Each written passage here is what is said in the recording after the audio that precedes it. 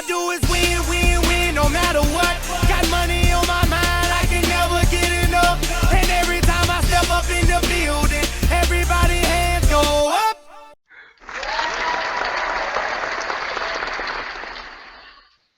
Welcome, everyone. This is Media Day. It is the 2014 TFL Super Bowl week. It is myself, David Rome.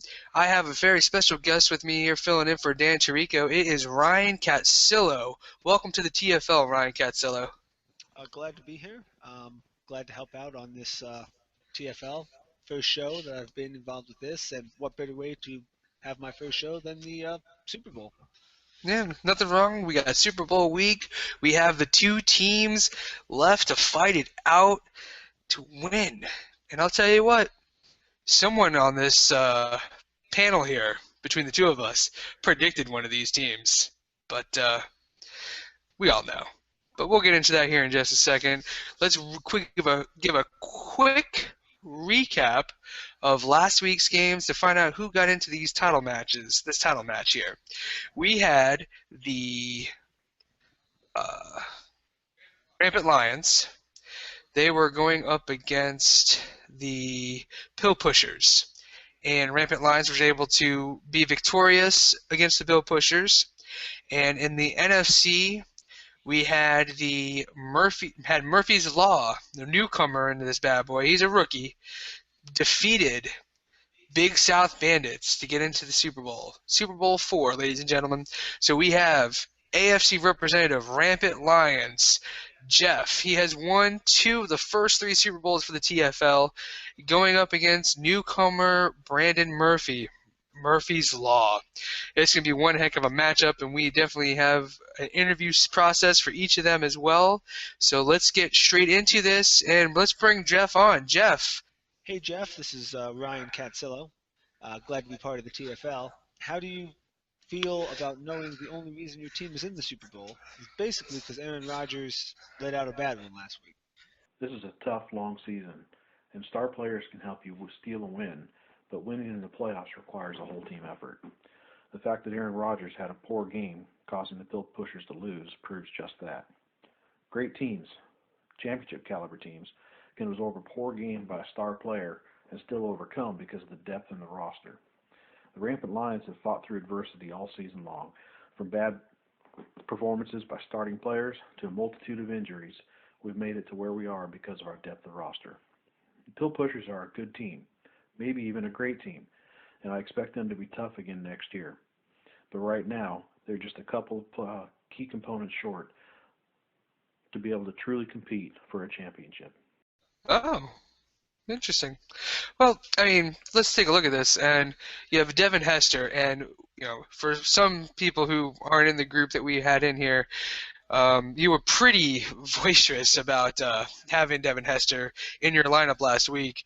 Could you really expect him to produce 25 points for you in such a big game? Devin Hester is a pro, and I expect nothing less than his performance that he gave us last week.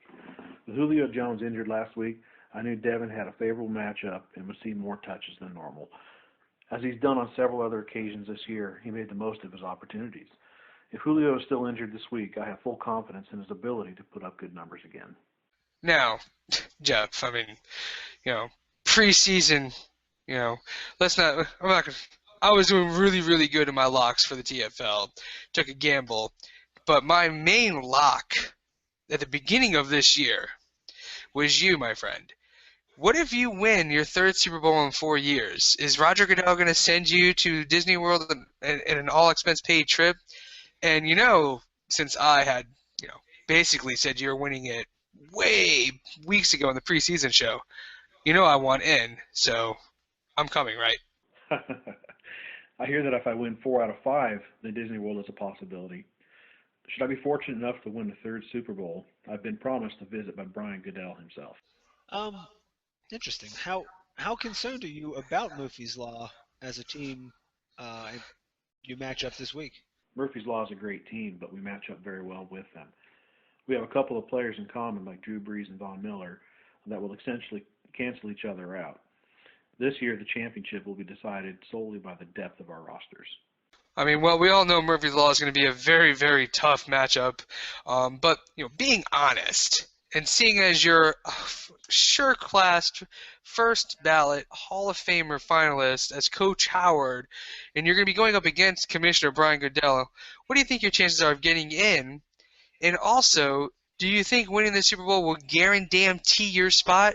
And remember, I predicted you'd win. Just to be nominated in the same class as the founder and creator of our league is an honor. Brian Goodell is behind-the-scenes workhorse. I'm just having fun and enjoying the success while it lasts. It's a tough league with more competition than ever before. I did notice you just signed on to be a team in the TCAA, a league I'm also a president in. What made you decide to do this? Well, Ryan. As I've discussed with Brian Emmert, I've only accepted the position of coach and athletic director in TCAA on an interim basis. As soon as a suitable and permanent replacement is found, I will be stepping down. In the meantime, I'll do what I can to help out. These kids, the players, fans, and boosters are all too important to this university to be left without a leader. Well, Jeff, I'll tell you what, you're going to be in the conference against Gondor University, and sometimes Gondor loses. It'll be nice to have somebody else be able to beat Gondor as well. Well, Jeff, I want to say thank you very much for being here, having this time here on the show. Wish you tremendous luck. In all seriousness, I really hope you do win because I want to be right. It will like solidify my locks of the week. So, Also, technically, Jeff has 2 games this week because he's now taking over the Aardvarks who are in the Toilet Bowl. So he could get 2 victories. But if only he was beating Gondor University and Gondor lost, it would make it better. But, it'll be awesome to have Jeff in the TCAA as well. But, Jeff, once again, thank you for having you on.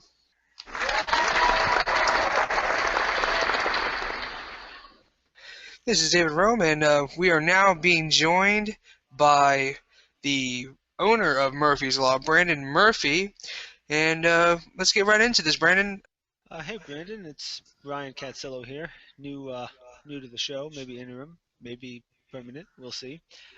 As a prospective owner myself, possibly in the future, I'm curious. How did you end up in the TFL to begin with? I ended up in the TFL due to my good buddy Kent Davis being in it, and both of us are fantasy football freaks. So when a spot came open, he let me know, and I got in touch with Brian. I was intrigued and fascinated by the salary cap aspects, but mostly the off-season stuff you get to do. I mean, I eat, sleep, and breathe fantasy, and if I can do it during the off-season, sign me up, buddy. And, did you catch on pretty quick, or were there a lot of texts to the commish for help, advice, rules verification, and such? Did it take a while to really catch on to how we operate here in the TFL? I struggled at first trying to get a handle on salaries and contract lengths and penalties and such, but it was fun. I really liked the way we did the free agency with the 5 guys a week. I mean, I don't know what you're doing in February and March, but it gives me a lot to think about. So I enjoyed it, but I think I did. I dialed and texted up Goodell a few times to kind of clarify and see what I was doing and what I should be doing and what not to do. So it was an adjustment period, but I got it. Well, other than making it to Super Bowl IV, the big game, and in your first year, being a rookie and all, what do you consider to be your biggest accomplishment so far, in the TFL? You made it to the Super Bowl, so what else is there to accomplish, really? Yeah, other than making it to the Super Bowl first year, my thing that I'm most proud of is setting the league scoring record. So definitely take that. I think this is the 4th or 5th year of the league, so that's pretty awesome. So, yeah, Murphy's Law. Also, I have to say that I don't think I would be here without the off-season move I made of sending Jeremy Macklin to Central Wildcats for Murray. He's pretty much been the key cog to my team. And despite, the downfall of running backs this year, I'm in 2 championships, one with Murray, one with Le'Veon Bell. So there you go. Maybe he's got to hit the right ones. Yeah, well, I hear you there. Let's just get right down to it. Who's going to win Super Bowl IV? I really feel like I'm going to win this thing. I think it comes down to the wide receiver position. Obviously, our QBs cancel out. I think Murray, I've got a little advantage there over Foster if he plays. But yeah, I mean, every team up this year I try to build around my receivers, and I'm in the championship in another league, and very similar receiving core to what I have here. So I think that's gonna do it for me and take me to my first title. Well, you know, Brandon, once again, I want to wish you the best of luck as well in your matchup here. You're going up against a man who's won a couple Super Bowls, so it's going to be a tough match here. But we wish you all the best of luck in Super Bowl IV. All right, well, that's going to be it here in the for our TFL Media Day show. Once again, we had Ryan Cattsillo filling in for Dan Tirico. Glad to have you here. Pleasure to be here, Dave. Yep. And next week we'll have the winner on, and maybe have a more extensive conversation with them. So here you go. TFL, who's going to win? Is Jeff going to take his third trophy home, or is Brandon Murphy going to come in here, win his first win in the first year? Should be an excellent game. We'll see y'all next week.